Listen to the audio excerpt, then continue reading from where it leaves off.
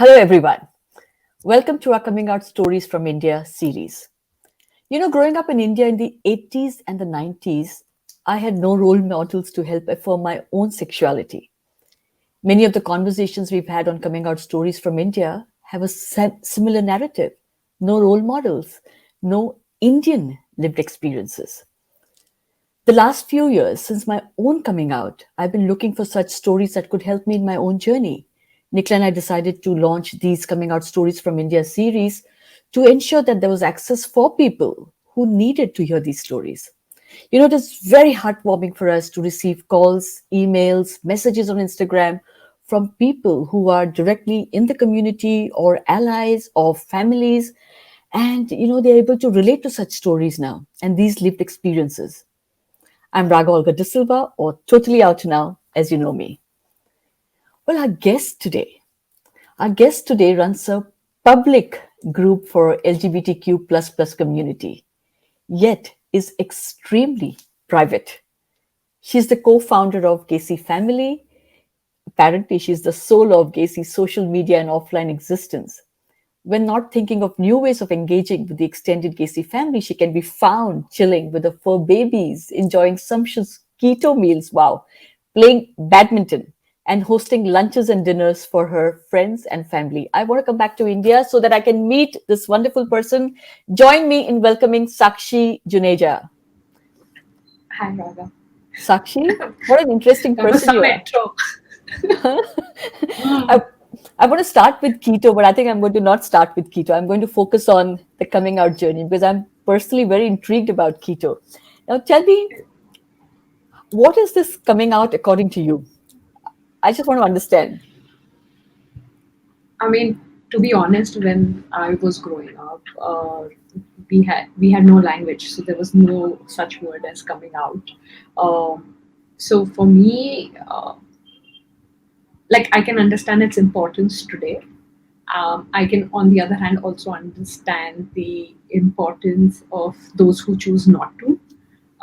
And I think that's where we come together as a community, is allowing people the space to grow, evolve, experience their own journey as per what is required and suited for them at that point in time. Nothing is constant; we keep changing.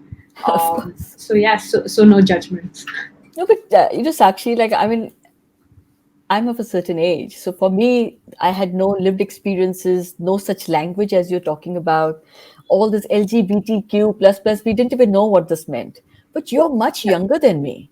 And I'm like a little surprised when I have guests of your age, of this generation. You also say that there wasn't this language.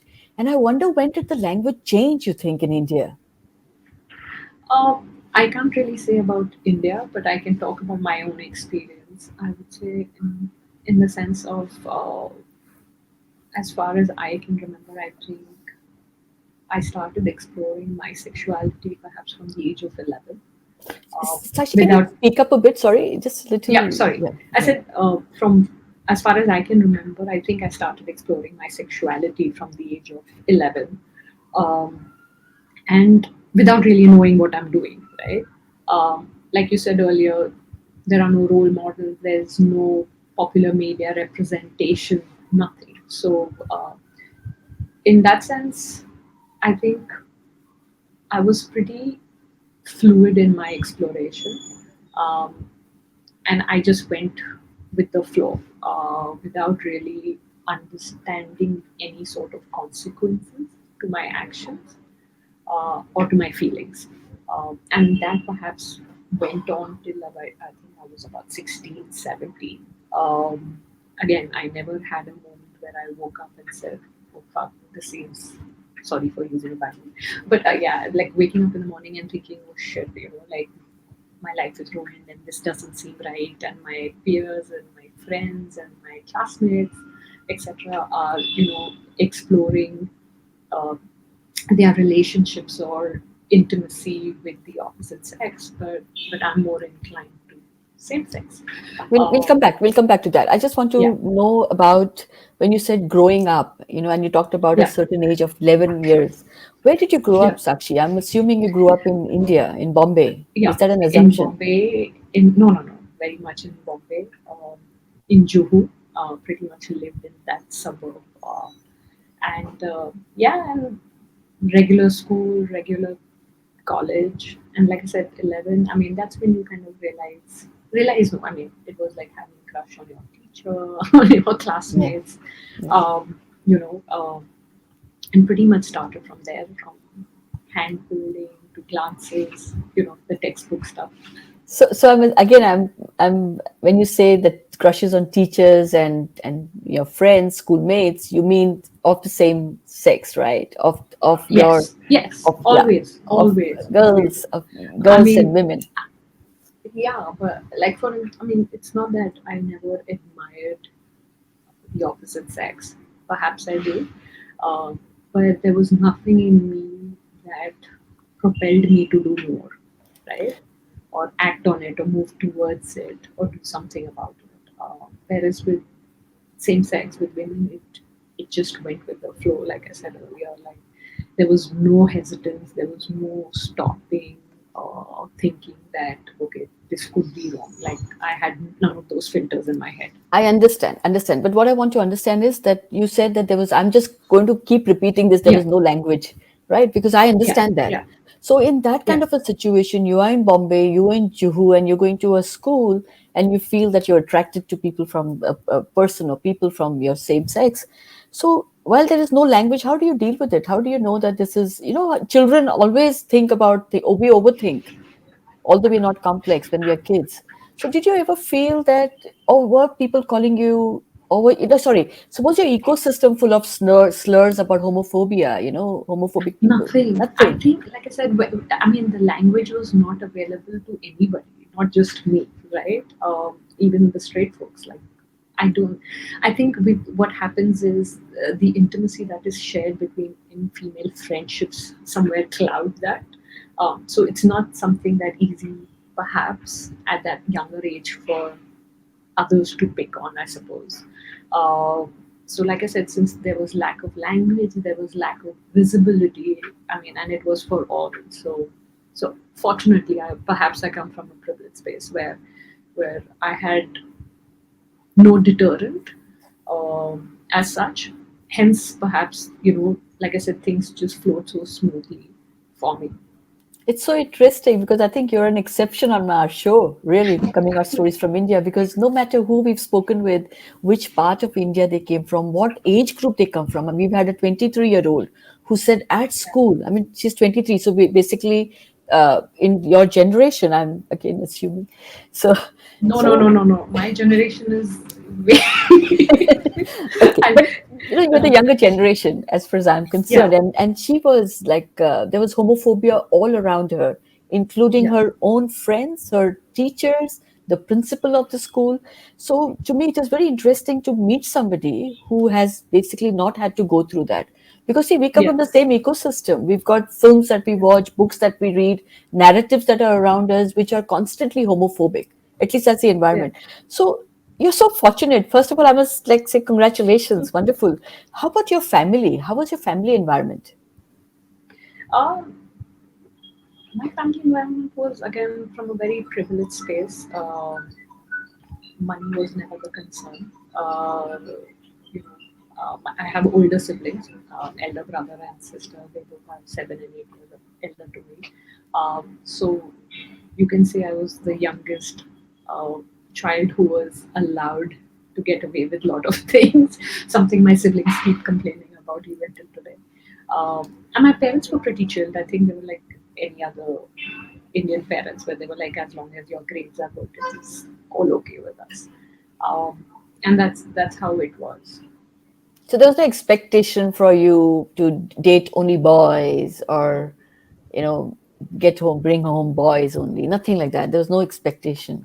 No, I mean, I think it also depends on a person's personality. I think my personality, right from younger days, was much about outgoing, very sporty, very stubborn. headstrong. Um, I was I was always the unique character among all my cousins, and my family was pretty okay with that. I don't think my mom ever pressured me to have long hair, like from fifth grade, because I used to play badminton for state level, and also I had short hair. I used to be very outdoorsy, um, and they were pretty chilled with all those things. I would say, and it remained like that for the longest time. And I when mean, you at the went, age of 16, at the age yeah. of 16, my mom was pretty okay with me going to Australia to pursue higher education. I think the only very uncomfortable conversation my parents had with me was after doing some shopping before my leaving for Australia was a car ride home wherein my mom was like telling my dad to have the sex talk with me, and it was just too cute. Wherein my dad just looked at me and said, yeah, be responsible. And I was like, okay, and that was that. And yeah, so I mean, nothing, nothing in. I mean, I wouldn't say anything problematic I faced till I left for Australia and till I got back. Okay. So, but in India, like you said, I'm going to keep coming back to that language conversation because there was no awareness or no conversation in the ecosystem that you grew up in. So, if you felt attracted to a girl, how did you demonstrate that? And how was the response? So, in terms of acting towards attraction, I don't think I've changed much. I pretty much follow the same pattern from my younger days, wherein I do nothing. Uh, but I do.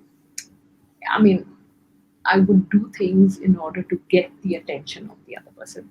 Nothing problematic, very safe. But I mean, I think at that younger age, I pretty much played on the vibe that you get from the other person, right? Um, I mean, and that time, as far as I remember, it was just purely affection. It was nothing really physical as such. Um, you just wanted a certain kind of attention from this person, and you kind of played along with the moment and see how it went. But yeah, so I again, like, to be very honest, I don't remember any time where I had to stop and think, like, question. Um, it just went so smoothly, and I would say, and this went on like till my late 20s, perhaps. Wow. So then at some point you moved to Australia, you said at the age of 16. So how was Yeah. that for you in Australia? Just like life continued from a sexuality point of view? Or did you have conversations with yourself and did you by then accept that oh, maybe I am, did you have a word for it at that time, let's say?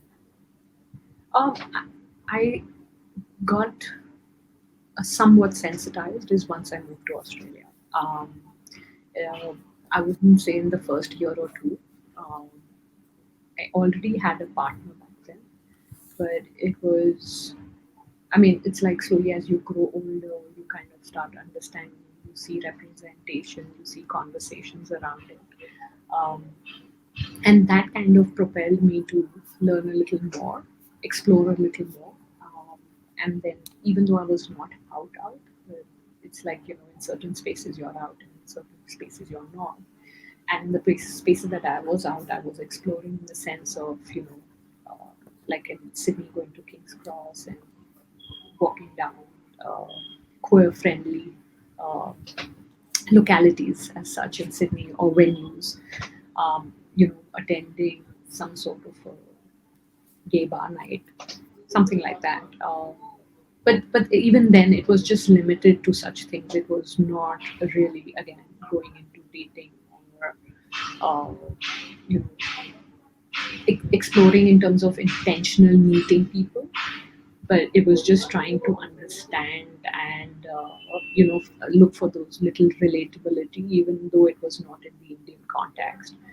But I feel that's where I kind of started my sensitization um, towards the LGBT community in a very limited sense. Sure. So to me, it seems like you had a regular life and this was just mainstream. You're part of your life. This is what we talk about.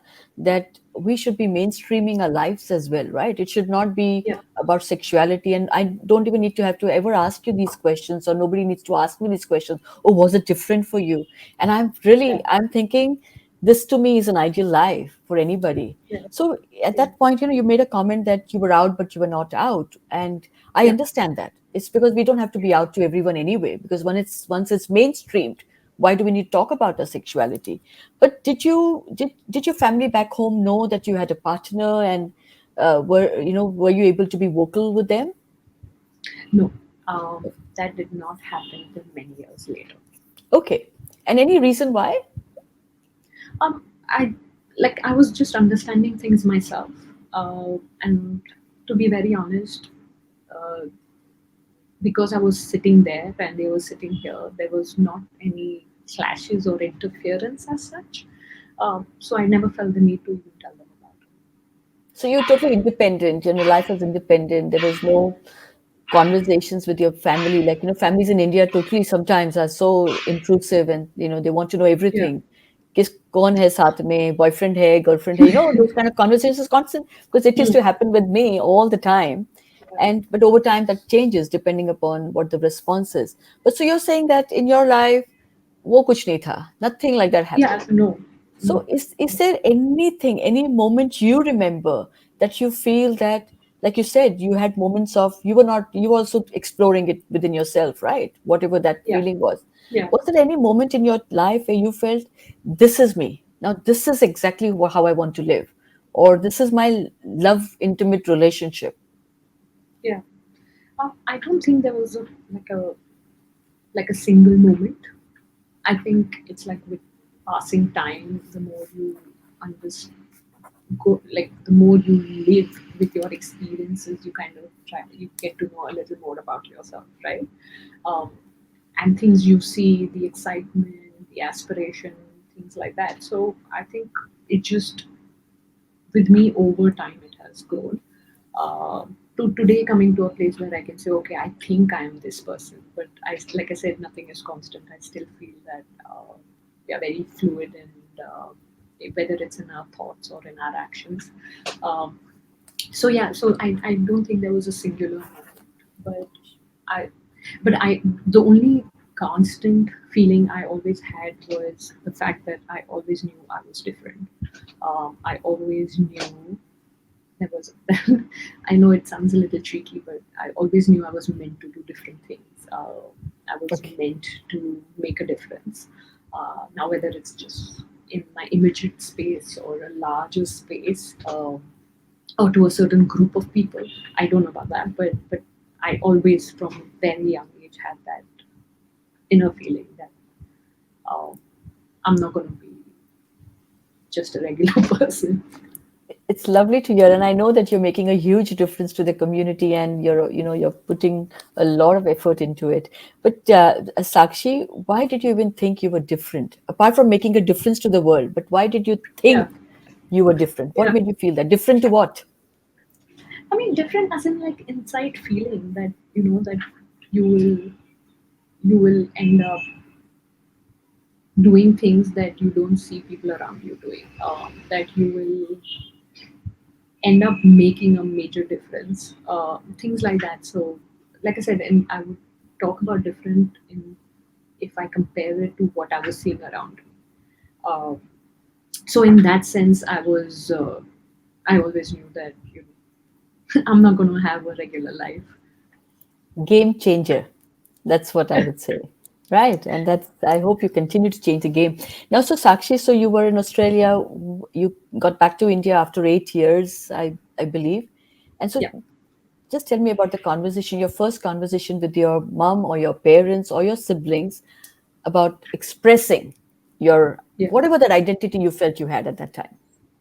In terms of coming out to family, what I mean, I never got a chance to actually come out to my dad or my mom, but I did come out to my siblings, and I came out to my brother and sister both at the same time. Uh, Wherein I pretty much just sent a message saying I'm gay, Oh, that was just a message. just a message, and there was nothing from my brother's side, but my sister's side was like my sister replied saying we need to talk, and that was that. Okay. Okay. And we both have had their own journey since then. You know, to today coming to a place where they are even more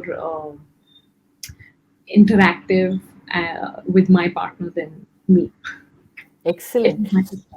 Yeah. So, what did your sister want to talk to you about, if I may But ask? I think she was just trying to understand, and again, like I said, this I'm talking about is like 2008, no, 2007, 2007. So again, when we say lack of language visibility, it was for everybody, right? So obviously my sister came from her own conceived notion about what it is, um, to be a person who's in love or attracted to same sex. So yeah, so she just pretty much wanted to hear my story about it, and then they were like, okay, are you mentally okay? Things like that. Um, because I was also having a down phase at that point in time. I had just come out of a breakup, and the breakup was the result of me coming out to my family as well. So they just Okay. wanted to make sure that I'm mentally sound and things like that. And after that, in fact, I went on a 3 month vacation. Okay. So there was no uh, a sense that maybe, like, how people think in the community that there's something wrong with you. Yeah. That wasn't the thought, No, right, going on. no, Just that no. they wanted your well-being. They had your Yeah, well-being in mind. yeah, That's all. yeah, So, yeah. so did your brother ever respond? Did he ever communicate to you at whatever and Yeah, I how? mean, I think what happened really after. I think it's also a. I mean, not that one can dictate their circumstances of coming out, um, but what happened when I came out was because I was also very upset about the breakup of a relationship. I myself lacked the clarity of what I really wanted to tell them, right? So I was like pretty much all over the place, wherein I wanted break from work and I wanted to go away for a while and things like that. So I think the focus kind of pretty much shifted towards my mental well-being than about my sexuality. And that kind of shook my family a little bit because until then they had seen me as somebody who pretty much knew what they wanted or what they wanted to do. Like I said, stubborn, headstrong, and things like that. And here I was like all over the place. So that kind of put things a little on the back foot. Um, and it took a little while for me to kind of come to a place, or for all of us to come to a place wherein we could actually talk about my sexuality. And by while, I mean like couple of years ahead. Oh, okay, great. I mean, it does. It is a journey, right, for Yeah, everybody, not just for yeah, yourself. It's also for yeah, those who care for us because, yeah, people assume things happen overnight. You sit with somebody, you tell them your story, you've come out, and everything is lived happily ever after. It doesn't happen yeah, like that. It's a yeah. slow process for And everyone. and the thing is, like, I also came with the understanding that if they needed to know anything, I'm here, right? But I never felt the need that I need to uh, pretty much compel them to listen to what I have to say, because in terms of living my everyday life, they never put anything that was a deterrent. It was not that okay, I had to conform to certain hetero formalities that I was not happy with, right? There was nothing like that. I still went on with things that I wanted to do. I started Gaysi. I was in family business. I did not get married, things like that. So when that part of my life was pretty much going smoothly, like I said, I never had felt the need to bring them all to the dining table and say, okay, let's talk about this. Sure. Yeah. But a lot of parents that I have spoken with, whenever their child is coming out to them or they expect the child to come out and they've had an overseas experience, they say this is a Firang problem. This is a problem because if you had not gone there, then you would Yeah. not have been this person. Did that ever Yeah. happen for you? Did they ever blame it on Australia? Um, Not really. I wouldn't say that. I think because, like I said, I never got the chance to. I mean, I never got the chance to come out to my dad because I was in Sydney when he passed away. Oh, I'm When I sorry. came, Sorry, I didn't know that. Sorry. things happen. And when I got back, it was my brother who pretty much became the head of the household, right? And with my mom, at times I used to have this friction where she was like, "Why you don't want to get married?" And I'm like, "I don't want to get married because I don't want to get married, and I'm not ready for it." And she'd be like, "What do you mean by you're not ready? Nobody is ever ready. You have to jump in it to be ready." And I'm like, "No, I'm not ready to take that risk." Um, so I suppose I don't think she's ever told me in those words that I blame sending you out for this uh, thought process that you've come back with. But I'm sure she must have thought that. But then I also feel that internally, I'm sure she knew I was queer because, I mean, mothers always know. Exactly. um, yeah, so I think she knew. Perhaps she was nudging me here there to kind of say it out loud, which I did not. Um, but perhaps it's a very different reality when you have to come out to your siblings, whereas you're coming out to your parent, right? So I can totally understand the kind of friction, apprehension, and difficulty a queer person must have faced when they came out to to their parents. Um, Again, very privileged, very fortunate that I did not have to go through that. Well, I think that while you're very privileged and you're fortunate, but it doesn't mean that you haven't been through this apprehensions or fears yourself. Because I don't want to put that on you, but I feel that the fact that your mother was asking you to get married and that you had to even Yeah, consider having a conversation around that, which means yeah, you were not able to be your whole self, or your mother yeah, was not even accepting you for who you yeah, were, like you yeah, said. So it's not that, it seems very small and trivial to us when we have this conversation, but it yeah, isn't. I think everybody has that doubt, right? I mean, even if you yeah, want to get married outside your religion or caste, we have a whole drama that we go through, like conversations. But yeah, Sakshi, you said that you did come out in the late 20s. So yeah. at any point did you have a conversation at all with your mom at all? Or that never happened? It's just over time No, it's just never. been. So after I came out to my siblings, my brother pretty much told my mom that no one's going to ask her about marriage, and if she ever wants to, she'll come and tell us. So let's not trouble her with it. And that was that. After Wow. that, I never heard any conversation on it. So Uh, basically, you had your brother's endorsement in a manner, saying, I mean, endorsement. I think, like I said, I think he was just so shaken up with my whole, the difference in my behavior, right? And how out of character I was behaving. I think that kind of shook them up. Even my mother, though she had no clue what was really happening, all she knew was that I needed a break and I needed to go on a vacation, and that is all that was told to her. Um, so I think it was just more out of, like you said earlier, more about well-being concern than anything else. audience watching, I really want us to listen to this part of Sakshi's journey because it is so beautiful. This is exactly every morning when I wake up, I say, I want this to be our life for the entire queer community, that we don't have to worry. We don't have to talk about coming out.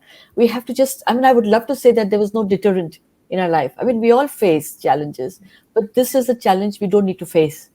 Yeah, I mean, I think what really worked for me was the fact that even if they did not get it, they did not interfere in terms of how I wanted to go about with my life, right? And that kind of really helped me. Like I said, I mean, if I had to change a certain thing, anything, I would. I think what I would do is perhaps go a few years back and actually sit down and have a conversation with them. So that perhaps somewhere they could have been also part of my journey. I feel, in terms of sensibility and understanding, my journey and Gaysi's journey is pretty, like stitched together. And I would have loved them to be part of it as well. Um, but sadly, that did not happen. But on the other hand, it, like I said, it did not interfere with my progress as a queer person. No, it's wonderful because very often I have felt, Sakshi, that if we have family support, we all know that, especially parents and our siblings, if we have their support, I think we all flourish. Whether Yeah, you're queer or not, we all flourish, right? And then as a queer person, there's so much of fear in us, and that holds us back. And yeah, I love your story because I think it's a story of that how I keep using the word mainstream should be how our lives should be. yeah, I'm now going to move on to something else that you spoke about. You said you feel fluid as we are exploring ourselves, and so you started exploring that you yeah. feel fluid. I would love for you to explain to the audience what that term means. I mean, there was a time where we used to say sexuality is fluid. Then we came to a point where we said gender is fluid. Today we are at a point where we say relationships are fluid. What I mean by fluid is that, at least in my context, what I mean is not necessarily in terms of my gender or my sexuality, but in terms of just how we live everyday lives, right? I mean, 2019 is very different from 2000. I mean, 2021, where COVID, etc., has just changed the way we think, the way we go about our everyday lives, our future plans, perhaps. And I think that is why I say fluid. Um, that that we should just have an open mind, and be empathetic towards others and ourselves. Not to sound too preachy, but more in the sense of that, you don't need to walk in someone else's shoes to understand their pain. Like if someone is saying they are in pain, we should just take it, take their word for it, and you know, do the best that we can. Um, Help them in that particular situation. Hence, I feel that it makes no sense being rigid, whether you are in the community or outside. Sure, sure. So you set up something really wonderful and beautiful for the community, Gaysi Family. Can you share something more about it, and how is that going after so many years? Oh, Gacy, I think, for me, Gacy is not an entity. It's me. Um, some would call it a very unhealthy relationship because I can't see it separate from it. Like I live, breathe it, and I have been doing that every single day since the day I started it. Um, but DC also has grown. I would say, this year in November we'll complete 13 years of existence. Yeah, and it's been crazy, and I would and like good crazy. And again, I know I keep repeating it, but again, that also comes from privileged spaces because of my coming from privileged spaces. People that are involved, were involved in PAC's progress, coming from certain privileges and bringing that to the space. Uh, but I, but I would like to believe that it kind of trickled down to a lot more people, even those that we never thought it would reach to. Um, so, in 2008, starting from a multi-author blog to today, coming to a place wherein, we curate, create uh, content for brands, and, kind of try and have, like you said earlier, mainstreaming the queer conversation. Um, I mean, it's something that I am personally very, very proud of. It takes a lot out of me, I would say, but it's still my pride and joy. Amazing. I know, I love it. I follow you, on Instagram, and I see all the fantastic work you do for the community. And it gives me a lot of hope, Sakshi, because where I come from and where I came from, there was nothing like this, Yeah, and we are all privileged to have that platform, by Casey Family. But tell me, the reason I wanted to talk to about Gaysi family is also about the kind of the community in itself, right? There was Section 377. So you said you started it 13 years ago, but the yeah, Section 377 was overturned very recently, right? So yeah. do you see a change pre and do you see a change post? I have seen change through the 13 years, and I feel that, uh, sometimes it's even though I'm like we are part of the community, sometimes it takes a lot to even keep ourselves updated with what is happening in the community. Social media, uh, you know. just the very fact that today borders are diluted, right? Information, narratives, experiences, etc., are exchanged and passed on in minutes. Hence, there's just so much happening in the community. I would say even in community, we are kind of like living through different eras and you know different kinds of conversations. Uh, so it's pretty mind-boggling, but also heartwarming in that sense. And what I would say is that um, with with Gacy, at least, I mean, it's not that what we do with Gacy, right? Or what Gacy is doing. I mean, at the end of the day, Gacy just consists of people who come together. So what you see, a lot of content that we make curate or put out there are basically just community folks narrating their experiences and talking about their lived experiences, many of which you won't even find in the mainstream, right? I mean, I keep joking about it that we queer people are in fashion now, and everybody wants a piece of us. But they still pretty much dabble on superficial level conversations. Unfortunately, many content curators won't even bother going beyond the 10 Google search that they find. So the whole idea behind Racy is that to put in as much of diverse queer narrative that is there out there, because there is room for so much more.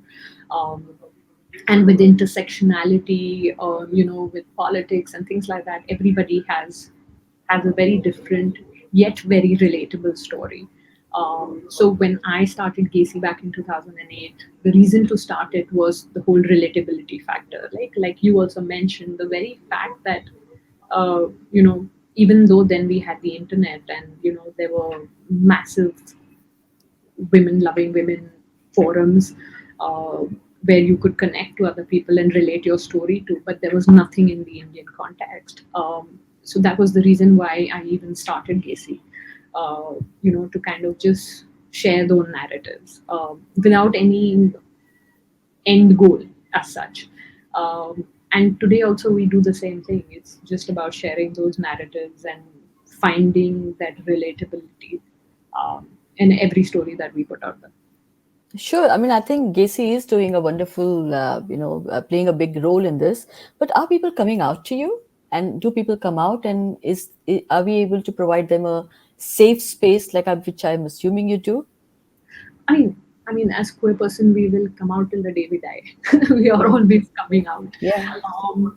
So yeah, I mean, people come out. Like, I mean, what I find really amazing is to in my journey with Gacy is to see the number of uh, you know queer women, non-binary, trans narratives, where, and many of them, most of them, in fact, using their real identity, coming full out, pretty much bearing their emotions for others to understand, be empathetic, relate to, which was not the case some years ago, right? Uh, and it just shows that you know um, even though the internet gives you the privilege, or helps you in kind of keeping your identity a real, a little vague, or hidden for that matter, there are still people who choose to be out there. um, and it's just amazing to see that. And yeah, I mean, I feel that, and I always feel that the more narratives you put out there, um, the more will come out. Excellent. Sakshi, I have a last question before I ask my other last question. So that's the second Yeah, last question is, have you ever been threatened? Because you have been around, the Gaysi family has been around, like you said, for 13 years. It is yeah, much before anything became public, right? And yeah, we had the freedom. yeah. No, that's why I keep talking about privilege a lot. Like, over the years, I have kind of understood that, when I hear, read other narratives, which are not, uh, which are heartbreaking. And that's when you kind of realize those privileges, right?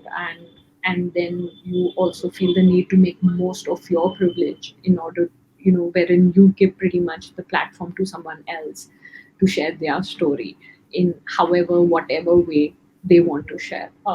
So in terms of Gacy, like, to be honest, we never faced any problem even when we, and this is, I'm talking about 2010, 2012. 2012 is when we did our first offline event in Bombay. We've always done our events in mainstream venues. Never really faced any problem as such. What I've also understood from experience is that many a times people are just not informed, not necessarily homophobic, but not informed. So when you sit down and talk to them about it, many a times they come across as very reasonable people. Um, and today we are in a place where with basically no one can ignore us, and that is something that we should be aware of, that we are many, Yes. uh, you know and collectively we can be much stronger. I agree with you. And I think it's a lot of times it is about not being aware. It's not Yeah, about, feeling threatened or feeling insecure or deliberately trying to put anybody down or rejecting. It's just yeah, lack of understanding sometimes. And yeah, that is one of the reasons we started this, coming out stories from India, as I said, so that people can actually, nobody can now say that, oh, I don't have any access to yeah, stories. There are access. Your stories and access. We did Vasu Primlani. We've done, Onir. We've had Parmesh Shahani, Gurleen, Winnie. So cross section. We've had Beena, the chef. So there is a whole lot of content available, lived experiences available for the audience who are really interested in knowing, right? Improving their own awareness. yeah. Sakshi, I have you have something to say. I have a final question for you. No, sure. It's like Ask. you kept using the word privilege, and I agree with you. Yeah, What will be your message to those who are not privileged and they want to come out? that's very hard, to be honest, considering that I really can't speak for them because I'm not living through the difficulty perhaps that they are going through right now in time. But what I could perhaps say is that, you know, today, thankfully, there are a lot of resources available. There are a lot more avenues to reach out to for the kind of support one needs. And we've seen that fantastically happening in community space since last year due to COVID, wherein individuals to NGOs to support groups kicking into action and helping out those who are in need of help, whether it's in terms of moving houses, mental health, everyday living. uh, and so I would suggest is that if there is something that they really are dabbling with, perhaps they can, like, today there are means and ways to reach out to uh, folks who are there to help them in that particular Sure. situation. um, yeah. Yeah, and is there a way that they can reach you if they wanted to? I mean, yes, I mean, Gaysi's present in all social media, so they can reach out from there, or just simply email us. And What's your if email? So if we can share that, anybody who wants to. it's gaysyfamily@gmail.com. And GAYSI, family@gmail.com, right? Yeah. ठीक है. I love the name Gacy. मुझे the first time I heard it, I said gay जैसी. I said मैं gay जैसी नहीं हूँ, मैं Gacy ही हूँ. See, I'm It promoting Gacy. basically, it was actually with, I had started Gacy with the help of a friend named Broom. In fact, it's a little story. She used to write about, and in fact, she was in London back then, and she would write about her stories in the closet. So this is, I'm talking about when blogging was the big thing. When blogging was your first entry to social media. So she used to write from the closet was her blogs. I think the blog's name was From the Closet, and her name was Broom. The handle she used was called Broom, and she used to share stories. So she came up with this name Gaysi, wherein it was basically gay and desi. So we clubbed it together. Gaysi. I see. To me, it's almost sounded like a dosti. But lovely. And I've read somewhere when I've researched you, you private human, and and it talks about your very interesting names that you've given to different things, and I love that, and I we love spend that. we spend a lot of time in giving names to anything that we do, whether it is our zines, whether it's our offline events, or any sort of campaign. For some reason, we have to come up with something crazy. So we spend a lot of time in that. Well, Gaysi is an extension of you. I don't expect anything less than that. So, on Yeah, that note, Sakshi, thank you so much for a wonderful interaction. I mean, you've left me with a word, hope. Really. And I thank feel so good because, that's something that I think, not that I don't feel it, but I sometimes question it. Are we going in the right direction? I think we are going in the right direction. And with people like you, Sakshi Juneja, and the Gaysi family that you've started, I think we're just going to have a wonderful years ahead of us. And for our you. community, I think it's a blessing. And I hope that, your community together, our community together, London, India, wherever we are, that we Yeah, keep growing this together. We work collaboratively, because that's what something sometimes I've reached out to you, because our intent is the same, and we share these stories, share these narratives, and anything, anyway, where Nicola and I can support you, coming out stories from India can support you, please reach out to us. for Yeah. sure, for Thank you sure. very much. Thank you, audience, always for your love. Sakshi, once again, thank you. And I have to thank Nicola for her support in bringing this together. There are two Thank you, partners. Nicola. Thank you, Nicola. And there are two partners we have. One is our social media partner, Digital Fix, who does an amazing job of taking our narratives to the audience. And we have a little gift hamper coming to you, Sakshi, from the Herbal Theory. And it's beautiful essential oils and candles that they'll send to you. All handmade, by the way, all handmade, Great. Thank sustainable, organic. you. And audience, yeah, I love their products, by the way. So audience, I hope you have loved this show, this particular series. Please write to us with any further feedback, thoughts, comments at theviewsroom@gmail.com. Thank you for joining us. Remember to follow me as Totally Out Now on Facebook, Instagram, Twitter. You can subscribe to our YouTube channel, Raga Olga D'silva, for more of such stories and for interesting conversations. One last thing before I go.